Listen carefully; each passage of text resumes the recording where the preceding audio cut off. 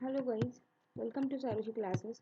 So today we are going to learn about NCERT Class 6 History, Chapter 8, that is Ashoka the Emperor Who Gave Up the War. So basically we are going to talk about Mauryan dynasty. So what do you mean by dynasty? When the members of the same family become rulers one after the another, the family is often called as dynasty. So here is the Mauryan dynasty. There were three main rulers of this dynasty. These were Chandragupta Maurya, who became the emperor by the support of Chanakya, who is also known as Kautilya, who wrote the Arthashastra. Arthashastra is the book which the north tells us the importance of north northwest part, uh, and that the northwest part was important for the blankets, and South India was important for its gold and precious stone. So the second king was Bimbisara and the third was Ashoka. So let us discuss about the expansion of Mauryan Empire. So here in the first picture you will see the Magadha Empire, spread of Magadha Empire. Then here in the second picture you will see the spread of this empire which belonged to Mahapadma Nanda. So this was nothing but Nanda Empire. Then after the Mahapadma Nanda was defeated by Chandragupta Maurya with the help of Chanakya, uh, the formation of Mauryan Empire. So here in third map you will see the formation of Mauryan Empire, and here he fought with the what his name Alexander also, and he expanded his area towards the northwestern part of this land. So here you will see the expansion to west. Then in the fifth map you will see this is the empire under the king Bimbisara. So this was the expansion under the king Bimbisara, and the last was the it is the Mauryan Empire, uh, which was under the Ashoka. Basically, it is you can see that whole of the Indian subcontinent was under the rule of King Ashoka. So the next is here you will see basically there were three main cities. These were Taxila, Ujjain, and Patliputra. Patliputra was the main capital city, and these Taxila and Ujjain were the provisional capital cities. Here, Patliputra was the capital city, was direct under the control of king, whereas Ujjain and the Taxila were not under the direct control of the king, and this Taxila was the connecting link between. Here you will see the northern and the here you will see the Takshila is located at this point, and this is the connecting link between the India and the Central Asia. And here you will see this is the Ujjain, which is the connecting link between northern India and the southern part of India. So this was about it. So how the empires are different from the kingdoms. So the question came into our mind that what is the difference between empires and the kingdoms? The difference between the empires and kingdoms was empires were big than that of kingdom, and emperors need more resources than kingdoms because em- then emperor needs more resources than kings because empires are larger than kingdoms, and they need to be protected by big armies. So by they need to be protected by big armies, and they for that, for maintenance of these armies they require to collect more taxes. So they need a larger number of officials to collect the taxes, and officials also punished those who disobeyed the ruler's orders. Many of these officials were given salaries. So the messengers went to and fro, and spies kept a watch on the officials. And of course, the emperor supervised them all with the help of members of the royal family and senior ministers. The Mauryans tried to control roads and rivers, which were important for transport, and to collect whatever resources were available as a tax and tribute. So there was a need to more tax collection, and here you will see the another word which is tribute. So what is the difference between the tax and the tributes? Tax is nothing but these were levied on the you know on the people, and they were collected for on the particular time and compulsory, whereas tribute is not that compulsory. Unlike tax collected on a regular basis, tributes was collected as and when it was possible from people who gave a variety of things more or less willingly. So people, if willing to give, they give tribute. So this was about it. Then the next is, here you will see the story of emperor and the capital city. So the Megasthenes was the ambassador who was sent to the court of Chandragupta Maurya by the Greek ruler of West Asia named Seleucus Nicator. So the Megasthenes was an ambassador who was sent to the Chandragupta Maurya's court by the Greek ruler whose name was Seleucus Nicator, and Megasthenes wrote an account about what he saw in the Mauryan kingdom. Here is a part of his description. So here is a part of his descriptions where it has given that the occasion on which the emperor appears in public are celebrated with a grand royal processions. He is carried in a golden palanquin.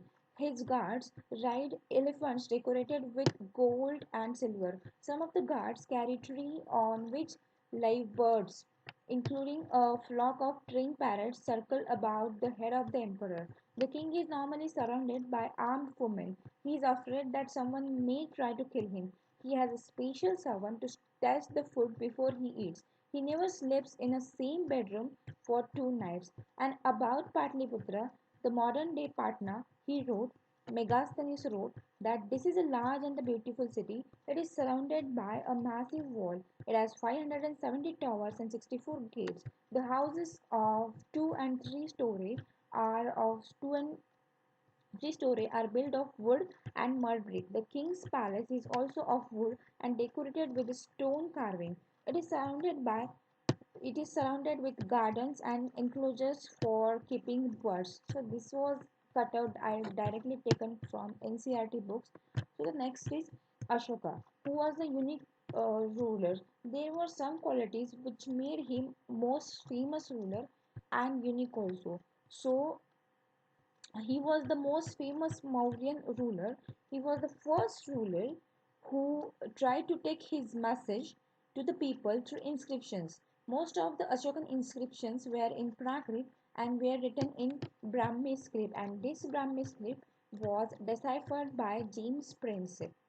So this was about it, and about the war in Kalinga.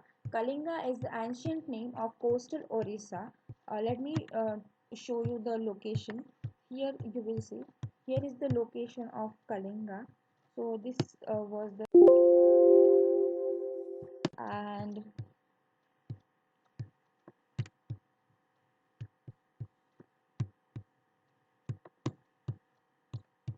he is the only king in the history of the world who gave up the conquest after winning the war, which led to made him, the unique king.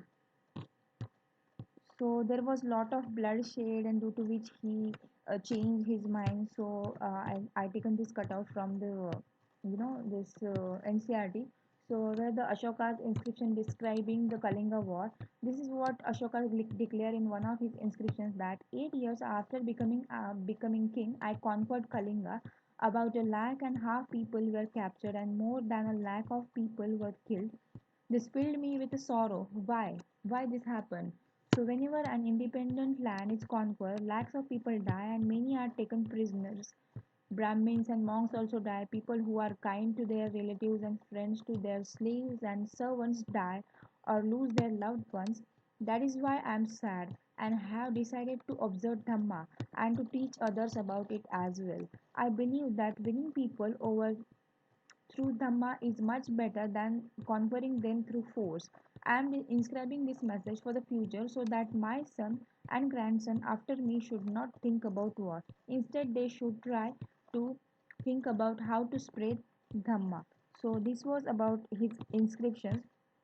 So, what is this Dhamma? Dhamma is basically a Prakrit word for the Sanskrit word Dharma.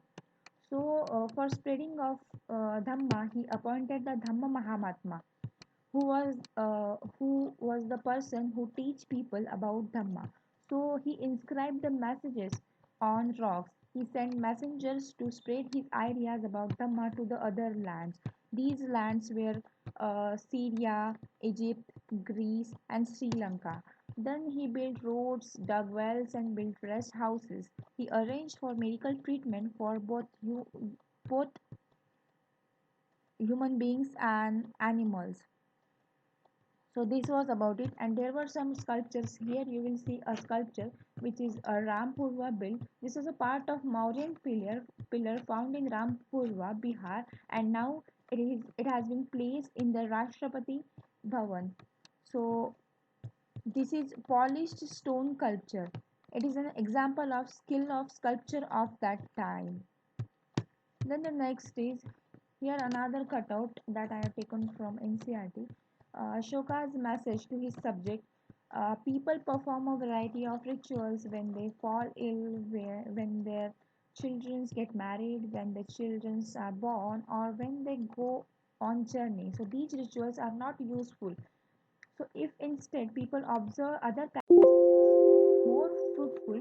What are these other practices? So these practices are being gentle with slaves and servants, respecting one's elders, treating all creatures with compassion, giving gifts to Brahmins and monks. It is both wrong to praise one's own religion or criticize another's. Each one should respect the other's religion. If one praises one's own religion while criticizing another, one is actually doing greater harm to one's own religion. Therefore, one should try to understand the main ideas of another's religion and help it. So, Pandit Jawaharlal Nehru, the first Prime Minister of India, wrote about this on this that his edicts, means Ashoka's edicts, instructions, still speak to us in language we can understand, and we can still learn much from them. So this is all about the Mauryan Empire. So what is next after Mauryas? So basically, Mauryan Empire was spread all over the Indian subcontinent, almost all of the Indian subcontinent. So what happened after the Mauryas? In the northern west and in the parts of North India, a king known as Indo-Greeks ruled for about 100 years. So let me show you the location here. Those where belong to Indo-Greek, they ruled for 100 years. This is the northern western part of the Mauryan Empire. Then the next is these Indo-Greeks were followed by Central Asian people known as Shakas, and the Shakas were followed by Kushanas. So in the north and in the part of central India, a general of Maurya named Pushyamitra Shunga set up his kingdom. Here, let me show you the location. So here is the Shunga Empire has been established, and this Shunga was followed by Kawas, and Kawas were finally followed by Guptas. The Shakas, who ruled over the parts of western India, fought several battles with Satavahanas. So here, Shakas uh, fought battles with Satavahana. So here you will see the Satavahana Empire, and these Satavahanas were followed by Vakatakas.